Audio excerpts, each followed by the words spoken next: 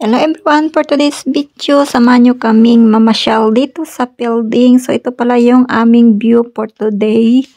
Nasa kami daanan papuntang building. So dumaan nga kami doon sa likod kasi dalawa yung daanan papuntang building. Yung isa sa harap at yung isa naman ay sa likod. Ito nga yung daanan namin sa likod ng papuntang building. So ito nga yung aming view. Makikita mo talaga na marami talagang mga baka at sa mga tupa or sheep dito sa New Zealand. So makikita mo talaga yung mga pastulan ng mga baka dito at mga karniro or tupa. So lahat talaga dito ng mga vacant land na makikita mo ay may mga baka at mga karniro. Ang dami talaga nilang mga baka at karniro dito. At yung mga ginagawa nilang pinsis ay mga kahoy na malalaki. Tapos tinitrim lang nila. Tapos tinatawag nila yung hedge, yung parang pagitan or mga boundary ng kanilang mga lupa dito. Kasi nga malalawak talaga yung mga lupa dito ng mga New Zealander. So ito pala yung aming view. Napakalinis talaga ng New Zealand kasi nga pinapastulan talaga nila yung mga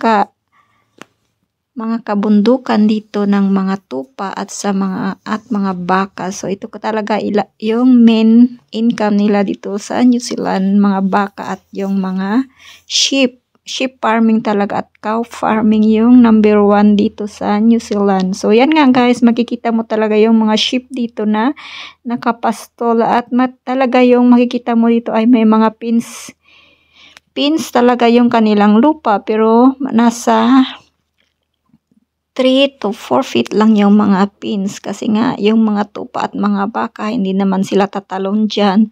So hindi talaga tataas yung kanilang pinses dito sa New Zealand. So yan nga guys, lahat ng makikita mong lupain dyan ay pastulan talaga yan ng mga baka at ang mga tupa dito na main income nila dito sa New Zealand. So ito nga guys, pinabaybay namin yung daanan na papuntang building. So maganda nga yung mga view dito kasi nga wala ka talaga makikitang mahahabang mga damo kasi nga pinapastulan nila ng baka at saka tupa. Kaya yung mga damo dito ay para talagang nakatrim palagi.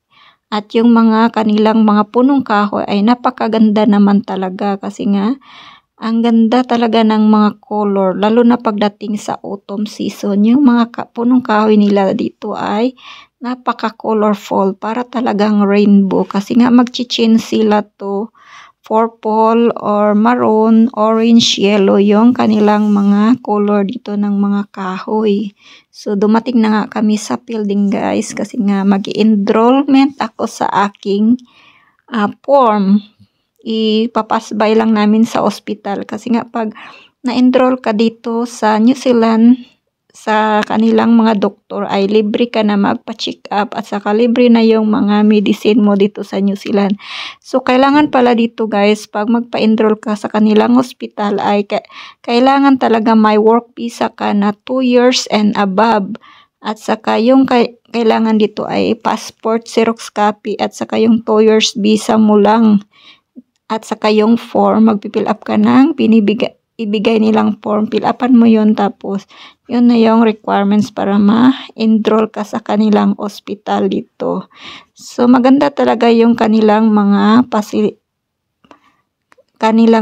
dito guys sa New Zealand, mga health system kasi nga libre ka na sa gamot, libre ka pa sa check up, kaya wala ka talagang babayaran. So ayan na guys, pumunta pa kami sa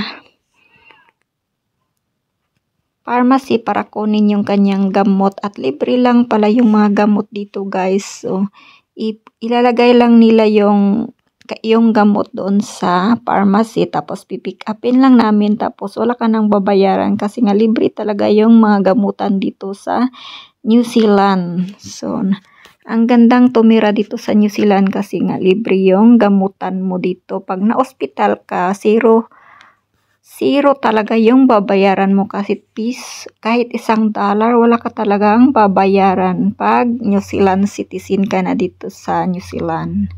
Ayan nga guys, kinuha lang namin yung gamot. Tapos pumunta na kami sa ospital para i-drop by yung aking mga requirements para sa enrollment sa kanilang hospital dito. So, pagkatapos nun guys, nag-drop by lang kami doon sa hospital. Napakalinis pala ng mga paligid dito kahit nasa towns.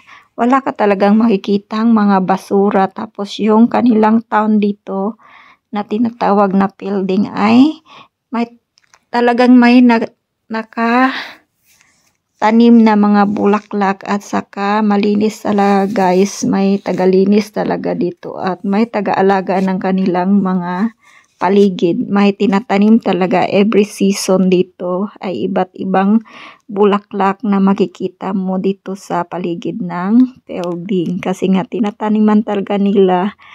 May naka-assign talaga dyan na maglilinis at magtatanim ng kanilang mga bulaklak dito sa paligid ng town. So, andito na kami sa ospital para mag-draft ng aking requirements para ma-enroll na ako dito sa kanilang hospital para libre na yung check-up at saka gamot dito. Ayan guys.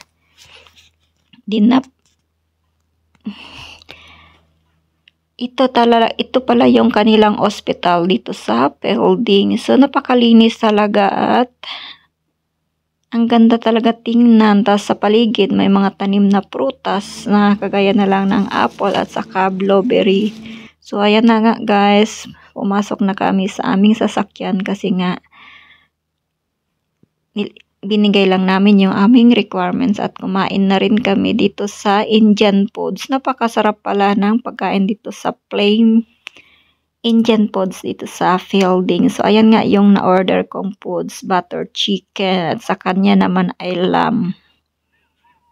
So, hanggang dito na lang guys. I hope you enjoy watching my video. Kain tayo. Masarap talaga yung kanilang